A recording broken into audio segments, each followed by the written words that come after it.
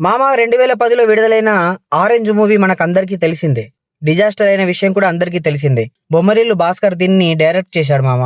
అయితే ఈ చిత్రంలో రామ్ చరణ్, జెనీలియా డిసోజా, షాజాన్ పదంసి హీరో హీరోయిన్లుగా నటించారు మామ.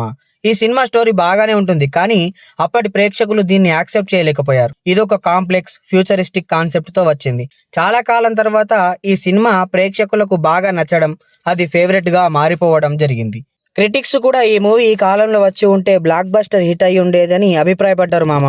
ఆరెంజ్ సినిమా తర్వాత కూడా భాస్కర్ బాగా పెద్దగా హిట్లు సాధించలేకపోయాడు. 2021లో వచ్చినటువంటి మోస్ట్ ఎలిజిబుల్ బ్యాచిలర్ ఒక సినిమాతో ఓ మోస్తారు హిట్ మాత్రం సాధించాడు. ఇటీవల ఒక ఇంటర్వ్యూలో పాల్గొన్న భాస్కర్ ఆరెంజ్ మూవీ గురించి ఆసక్తికరమైనటువంటి విషయాలను చెప్పాడు. ఆయన మాట్లాడుతూ, నాకు ఈ సినిమాని మరో స్టైల్లో నెరేషన్ చేయాలనిపించింది, కానీ ఆ నెరేషన్ చాలా బోల్డ్గా ఉంటుంది. ఆల్రెడీ ఈ సినిమా కోసం ఒక కాంప్లెక్స్ సబ్జెక్ట్ తీసుకున్నాము.